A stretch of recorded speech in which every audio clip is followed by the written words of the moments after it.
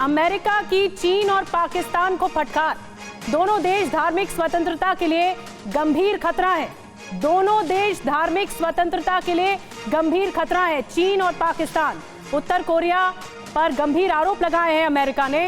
अमेरिकी विदेश मंत्री ब्लिंकन का बड़ा बयान आया है। धर्म या विश्वास की स्वतंत्रता को बढ़ाना हमारी नीति है और कड़ा प्रहार किया है पाकिस्तान और चीन पर। तो अमेरिका की चीन और पाकिस्तान को यह बड़ी फटकार सामने आई है। इरशाद अहमद खान साहब, आप थोड़ी देर पहले बात कर रहे थे धार्मिक स्वतंत्रता की। दोनों देशों को, चाहे वो चीन हो या पाकिस्तान हो, धार्मिक स्वतंत्रता के लिए, मजहबी आजादी के लिए खतरा बन गए हैं देश। आप खतरा बने पूरी उम्मत इस्लाम के लिए और पूरी दुनिया के लिए। हिंदुस्तान खतरा बनता जा रहा है जब से आपने हिंदुइज्म फैलाने की कोशिश की। अरे भाई इरशाद अहमद खान साहब, ये बातें हम नहीं कह रहे, ये अमेरिका कह रहा है। वो अमेरिका जिसके सामने आप झोली फैलाकर जाते हैं, मदद की गुहार लगाते हैं, वो अमेरिका कह रहा है। मानेंगे या नहीं मानेंगे उसकी? हम आपके उस सवाल का जवाब दे रहे हैं कि हिंदुस्तान की धाक बैठ की और डर के यूएई के प्रेसिडेंट हिंदुस्तान में आ गए। आपकी ये सोच है, इस गंदी ये आपके अल्फाज हैं। हमने बिल्कुल नहीं कहा कि वो डर कर आ गए, खौफजदा होकर आ गए। आप लोगों को डर और खौफ के आगे कुछ दिखाई नहीं देता। आपको नहीं दिखाई देता। आप अपनी जुबान पे अमल नहीं करते हैं। जो बोलते हैं उस सोच के नहीं बोलते हैं। आप गलत बोलते हैं, फिर उसको संभालना आप लोगों को मुश्किल हो जाता है। आपने कहा जी मुस्लिम नहीं, इरशाद साहब, मजहबी आजादी का आपने जिक्र किया ना, भारत का नाम लिया ना।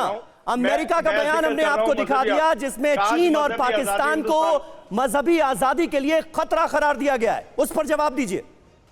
आज मजहबी आजादी आपके हिंदुस्तान में होती जब करतारपुर राजदारी का ये बना हमारे पाकिस्तान में, तो आप लोग भी आते हैं। तो फिर आपको स्वीकार करना चाहिए जो यूएई में मंदिर बन रहा है। फिर तो आपको स्वागत करना चाहिए ना अहमद खान साहब। हम तो कह रहे हैं कि पूरी अगर आपने करतारपुर साहब बनाया तो आपको यूएई की भी तारीफ करनी चाहिए। दुबई में भी बननी चाहिए। हम तो अगर मंदिर बनाना चाहें तो हम तो पाकिस्तान में आप जवाब नहीं दे रहे ना, आप बच रहे हैं। सुरेश गोयल साहब, कैसे देखते हैं आप? पाकिस्तान अगर माने भी तो किस मुंह से माने? ये भी एक बड़ा सवाल है। हमें उनकी मजबूरियां भी समझनी चाहिए क्या?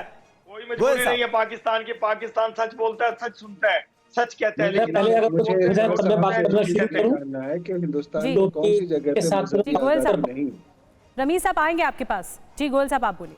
देखिए, मैं जो ये पाकिस्तान हिंदुस्तान की बहस है, ये चलती रहती है। ये मैं पाकिस्तान को आजकल का जो संदर्भ है, मैं नहीं समझता हूं कि पाकिस्तान इतने मायने रखता है इंटरनेशनल स्ट्रेटेजिक डायनेमिक्स में जो रिलेशन डेवलप हो रहे हैं।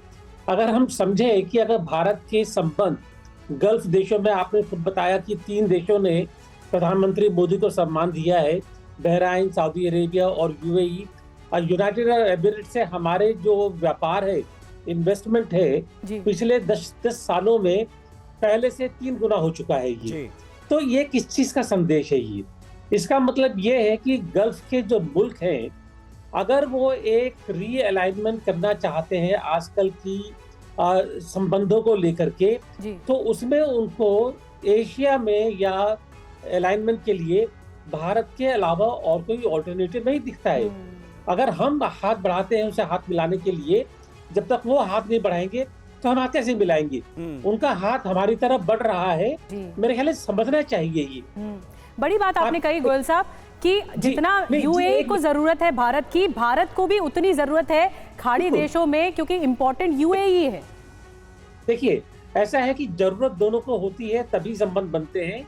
लेकिन यहाँ पर मैं समझता हूँ कि बात जरूरत से आगे निकल चुकी है। थोड़ी सी बात यहाँ पर यह हो गई है कि अब अगर आपको एक जो नया वैश्विक बन रहा है मैट्रिक्स, उसमें भारत की भूमिका क्या है, और वो समझते हैं अच्छी तरह से कि भारत की भूमिका क्या होगी, तो उसको देखते हुए मैं समझता हूँ कि पाकिस्तान की जो अभी एक रोल था पहले, वो पहले से इतना मार्जिनलाइज हो चुका है कि अब उसके बारे में बात करना बेमानी सा लगता है मेरे को। तो पाकिस्तान अगर हाशिए पर बैठा है अभी कम से कम, तो मेरे ख्याल है उसी को एक्सेप्ट करना चाहिए कि वहां पर अभी गल्फ में उसका रोल इस्लाम के अलावा और कुछ नहीं रह गया है अभी। जबकि भारत का जो रोल है वो आर्थिक दृष्टि से देखिए, आप ये देखिए I2U2 बना है। I2U2 जो बनाया यूएसए, इजराइल, इंडिया और यूएई के मिलकर के, उसमें यूएई आया। क्योंकि अगर कनेक्टिविटी देखनी है तो आप फिर देखिए गल्फ के लिए कहाँ ये अलाइनमेंट बन रहा है ये। अगर आप देखिए ईमेक बन रहा है कनेक्टिविटी प्रोजेक्ट, उसमें कौन सामने आया? तो मेरे ख्याल समझना चाहिए कि आर्थिक शक्ति के लिहाज से, एक पावर के लिहाज से जो भारत उभरा है जी। उसके मामले में मेरे ख्याल है जो बाकी जो मुल्क बिल्कुल सही बात है। और ये अपने आप में एक मिसाल है कि पाकिस्तान की संकीर्ण सोच, आतंकवाद परस्त सोच उसे कहां ले जा रही है और भारत कहां से कहां पहुंच गया।